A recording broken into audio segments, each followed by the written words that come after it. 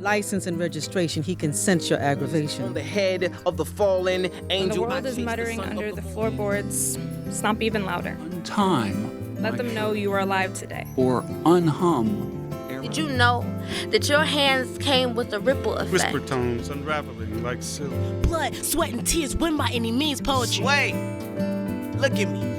Is a piece of the pie too good for me? Some may call it rock the mic. We call it poetry.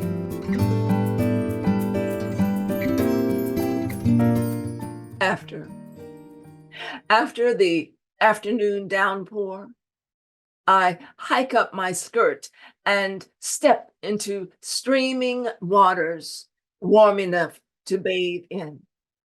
Such a midday deluge seldom lasts, and swirling waters kissing recently freed toes can be surprisingly soothing. So, shoes in hand, I sashay toward flooded sidewalks and current-filled streets, opting to avoid each as long as possible. I allow my feet to sink into the narrow islands of saturated soil between street and sidewalk, previously deemed inappropriate as walkway. Glistening puddles surround my car. Warm rain and childhood memories invite me to bathe my bared feet on this parking lot, recapturing, if only for an instant, dormant memories of summertime fun. I dance in concrete warmed rivulets that tickle my toes and feet, resurrecting delightful echoes of a once playful farm girl, now quite grown, but welcoming back moments of childhood freedom and glee, splashing, dancing in midday rain.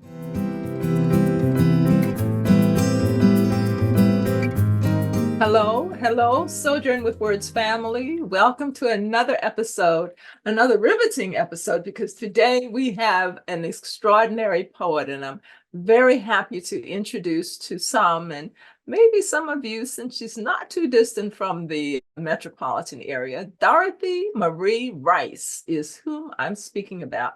And Dorothy is a mother, a grandmother, a great-grandmother, and also a retired public school teacher in Richmond, Virginia. She's an artist, she's a poet, and an essayist. Let me stop there and first say welcome to Sojourn with Words, Dorothy. Welcome. Thank you for this opportunity.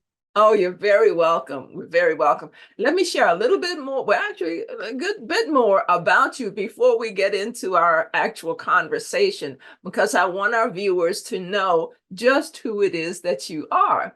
So okay. Dorothy has spent approximately 1/3 of her career in regular classroom teaching, 1/3 in gifted education, and 1/3 as a history and literature resource teacher in the Arts and Humanities Center. She is the co-author of 2 books, Pennies to Dollars, with her sister's cousin, Muriel Miller Branch, and also The 17th Child, with her mother, Lucille, I'm going to say this right, Walt Hall Payne. I hope I got it right. Lucille Mabel Warthall. Warthall. Okay, Lucille Mabel Warthall Payne. Right. Got it. Okay, thank you for that. Dorothy has contributed to many essay and poetry anthologies, including Furious Flower. Okay, Furious Flower, edited by Dr. Joanne Gavin, a wonderful, wonderful poet and leader in the arts. Let's see, she's also contributed to 9 Lives, a Life in 10 Minutes anthology, edited by Sarah Allen Short and Valley Haggard. Let's see, there's also Go Tell Michelle, edited by Barbara Seals Nevergold and Peggy Brooks Batram. It's either Betram or Beatram, I'm not sure. But anyway, Dorothy's retirement has been devoted to learning about making and promoting visual art and poetry, which is how I came to know her partially, but there's another personal story that we'll hear about a little later. Her art has been displayed at numerous venues throughout the Richmond, Virginia area. And let's see, there's also a commissioned poem, related to the history of MCV's Well Project. She's done much with the school system and academia, but also artistically in the humanities. And well, she's been instrumental in collaborating and coordinating 2 recent and current art exhibits for the Black Lives Matter at the First Unitarian Universalist Church there in Richmond, Virginia. I could go on, but let's just say, as a little girl, Dorothy lived with the Miller family on their farm, which was very influential. That farm was in Cumberland County, Virginia. And although from age 5 to adult, she lived in Danbury, Connecticut, before returning to Virginia to live, teach, and raise her children and grandchildren. I'm going to stop there because Dorothy has a very rich picture that she has that allows us to know so much about her. But again, Dorothy, you've been published in some anthologies, as I said earlier. Talk to us about your publications in anthologies, because sometimes poets feel that their work has to be a solo publication rather than connecting with anthologies where their work is partnered with many other poets. How did you come to the anthology decision and the invitations? Well, my first anthology it wasn't my first anthology. I had actually published in Obsidian. Are you familiar with Obsidian? Yes. I had done that years and years ago, back in the 1990s and the 2000s. But whenever there was an opportunity, for example, I had a very close friend, Jeanette Drake. She would often give me tips and clues if there was something that was happening. She would say, Dorothy, I think you ought to submit. So with the anthology for the Furious Flower, Jeanette and I had taken a trip to the university, and that was an opportunity to meet so many, at the time, prominent artists and poets. I had a chance to meet, along with Dr. Gavin, Lucille Clifton. I was able to meet, my favorite person. She felt like an aunt. Oh my goodness, I can't even think of her name now. Just a whole lot of people were at that particular conference. And so while there, they had a contest. And the contest was to create I don't know, I think it was a rap. But anyway, I submitted something and the submission was accepted. I was one of the 3 winners. So of course I was on top of the world. And so 3 of my poems were selected. Do you remember what year that was? No, since I'm not home, I don't have my documentation with me. It sounds like it was an I early think it was one of their first events. And it was my birthday present to myself to go up there to the conference, to the Furious Flower Conference. Gwendolyn Brooks is the name I could not think of. Oh my God. So I had a chance to sit with her. She wrote to many. She wrote to many. Yes, yes. Gwendolyn Brooks, that was the origin for the Furious Flower, how they got started based on her poetry. And Dr. Joanne Gavin was enamored and such a, one who appreciated the works of Gwendolyn Brooks so much so that she started that Furious Flower originally. I was at the first event. Yes. Mm-hmm. And it only happens every 4 years now. Okay. Yes. So that was a highlight because I was paid for my poetry. Okay. Prior to that, I had not been paid much of anything. Although as a teacher, I often encourage my students to participate, and they would win. So my students were winning before I won any prize. Well, with regard to the issue of essays and poetry, I know that there have been so many opportunities. You talk about writing elegies and eulogies. Tell us about the elegies and eulogies for some of our viewers who may not be familiar with what those specific types of poems are. Well, a eulogy is usually presented at a funeral. And usually the pastor does that. But in the last year or so, I've had people request me to write a poem for them. And so this must be my new iteration, so to speak. So the first one I wrote was for a very close friend of mine. Her name is Clara. I have a picture of Clara in her obituary too. Wonder if you can see it. Oh, kind of hard. That's Clara. I'm not going to show clearly now. So Okay. not to But worry. anyway, Clara and I are friends because our daughters were friends. But we didn't become friends really close until I joined the pool. And Clara had already joined the pool. Clara had learned how to swim. We were going there for water aerobics. And when Clara said, I know how to swim, I said, where'd you learn? She said, right here in this pool.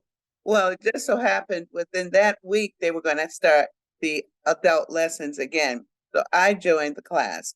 And Clara and I, we and a whole bunch of other seniors, Black women generally don't know how to swim. So most of us were learning how to swim as adults because of the hair thing and fear, all kinds of things that relate to and accessibility. So I met Clara at the pool, and then we became just fast friends. Our daughters had been friends since kindergarten through high school, but she and I only became really close in the last 8 years. And this is the poem I wrote about Clara. Clara's laughter. Clara's laughter, like her vibrant scarves, frames her full face and bright eyes and wide smile. Vibrantly flowing, blowing from conversation to stories and back again. Her laughter and joy kind of fancy like the fabric and jewels accenting a plain wardrobe and dull days. Laughter like the sound of squeaky sneakers and basketball games. She used to play with the boys in her neighborhood because she had been a tomboy. And her smooth, athletic, determined strokes in swimming that she learned and mastered as an adult. She encouraged me to take lessons too and helped me to finesse my strokes. I mastered the breaststroke and she mastered the freestyle. Clara, I am raising that left arm out of the water. Her laughter was like a fluffy cake batter or a scrumptious meal made from a new or old recipe with that extra or secret ingredient added to make you smack your lips or your mama. There was something melodious about her laughter coming from a sweet place like taffy, sometimes sarcastic, always witty. Clara's laughter draping over everyone like the proud daughter, mother, sister, aunt, wife, and friend she had become. Clara's laughter was like a juicy historical or romantic novel, the kind she liked to nestle in bed after a long day's work, after tutoring children, or Bible study, to which she was serious and dedicated. Reading was more than a pastime. Life is a page turner. She was my favorite roommate on trips. People had to wonder why we giggled and laughed like two little girls up to mischief. Because Clara was so funny without trying to be. We laughed at each other and with each other. We finished each other's thoughts. No shrinking violet, she was feisty when she needed to be. She refused to let cancer or COVID bully her. but in the end she succumbed, resting on the memory of her mother's chenille bedspread, safe in her father's arms. When I put on some lipstick or a little eyeshadow or a scarf, as Clara recommended, it adds a little dash of color. I will think of Clara and her laughter rippling over me. No doubt some of the angels will dress up a little bit as she fusses over their hair and halos and straightens their wings while telling stories to make them laugh. Because laughter made life bearable. And just as she did on earth, she has something shareable for heaven. Wonderful. How beautiful is that? It sounds like you clearly had a wonderful friend, and she will be with you always. Oh, yes. So after I did that presentation at the funeral, everyone was so complimentary. And there were people saying, "Can I have a copy of that? Did you write that?" So forth. Right. So it's a tribute to her. Of course, her daughter had asked me, I had sent it to her daughter as soon as I found out that she had transitioned.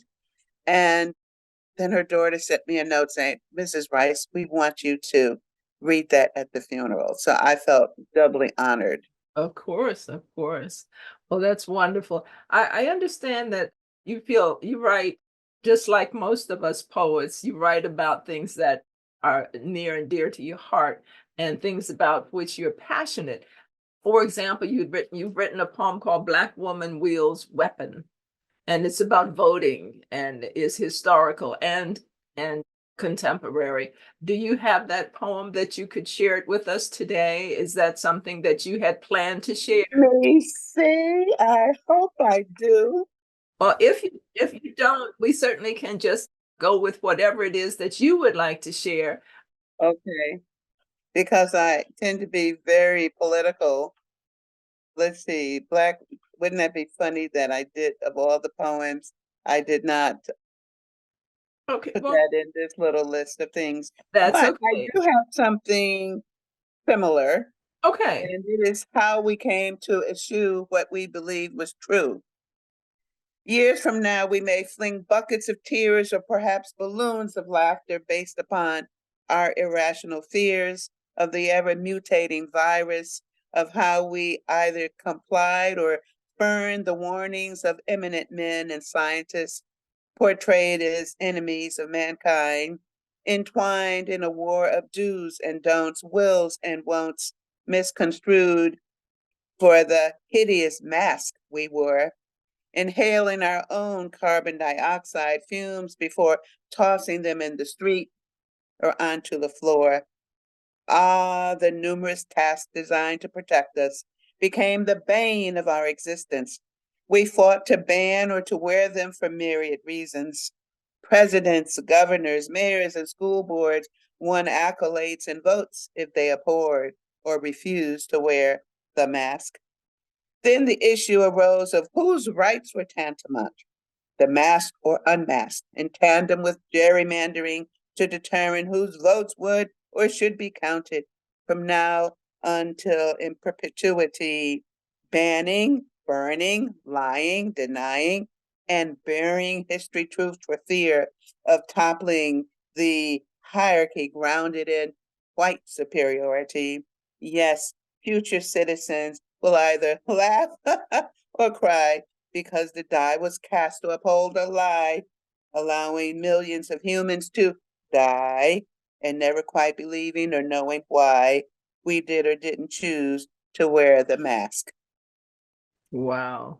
That was actually inspired a little bit by having read We Wear the Mask by Laurence Dunbar, which I will read now. We wear the mask that grins and lies. It hides our cheeks and shades our eyes. This debt we pay to human guile. With torn and bleeding hearts we smile and mouth with myriad subtleties.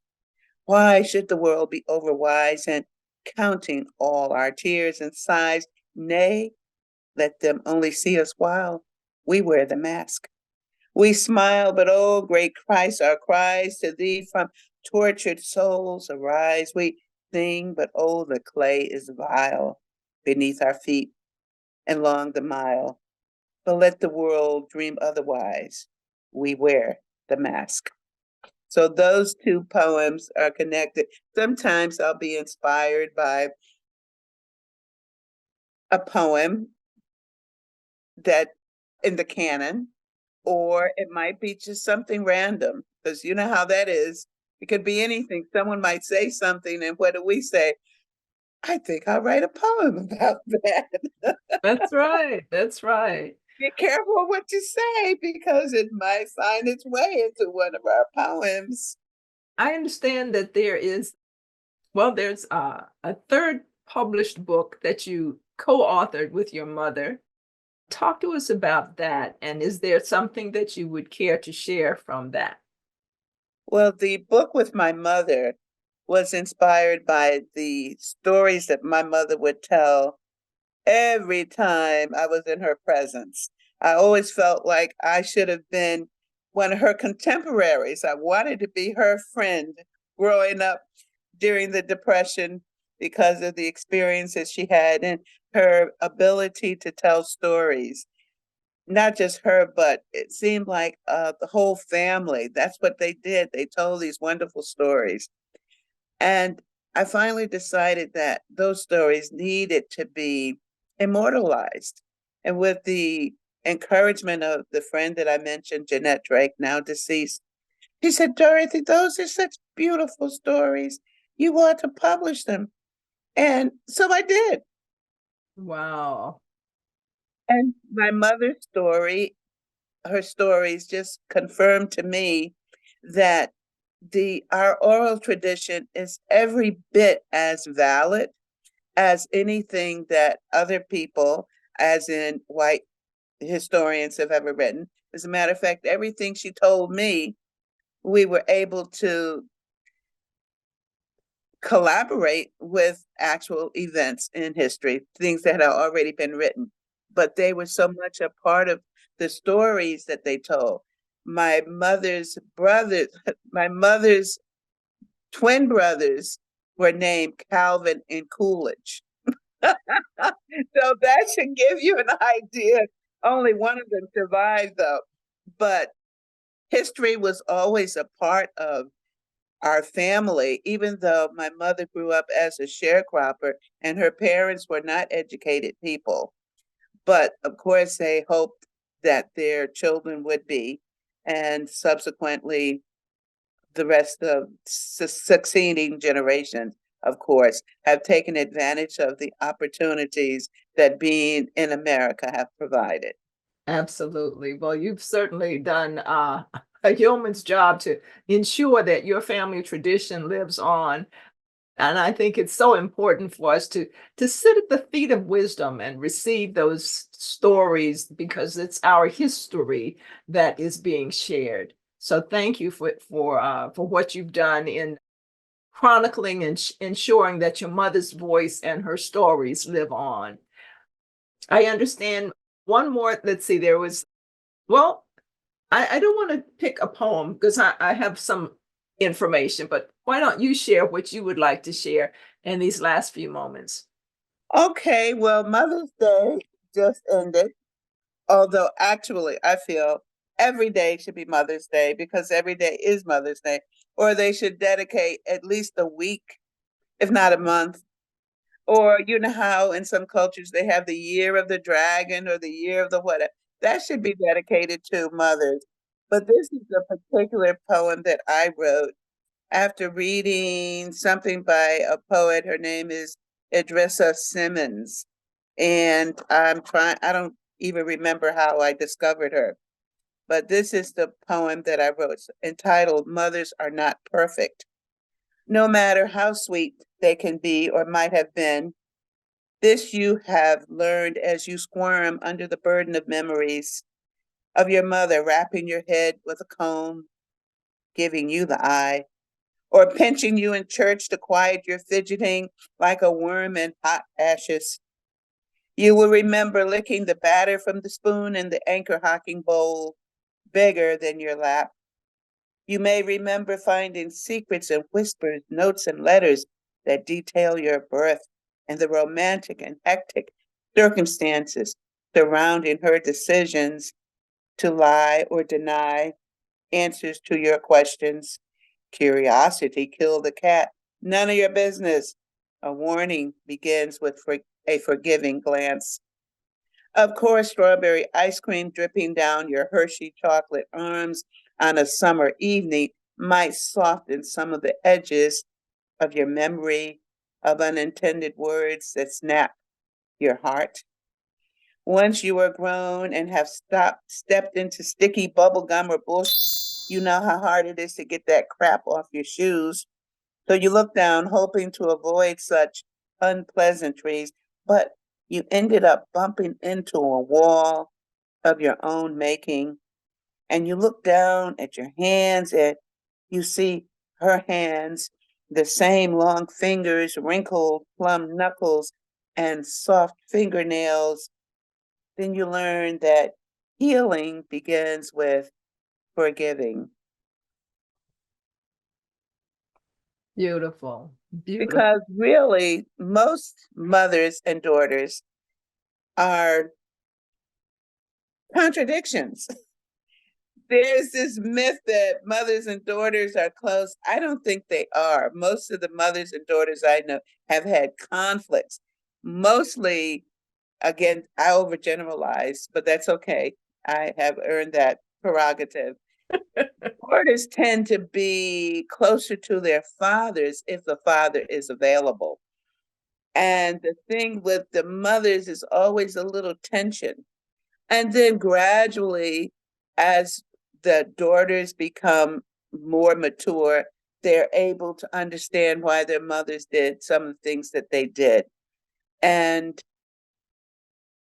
once that happens, you're able to forgive yourself as well as your mother.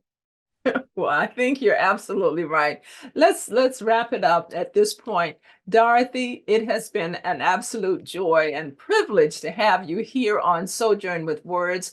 I've enjoyed the poems you shared. Can you give a contact point if somebody wants to be in touch with you very quickly? My email is .rights@yahoo.com. Don't forget the S at the end of the word rights. So it's DOTWRITES@yahoo.com. I thank our viewers for being with us again here on Sojourn with Words, right here on CTV. We've enjoyed having our guest poet, Dorothy Rice, and she is bringing poetry to many places, not the least of which is anthologies all around.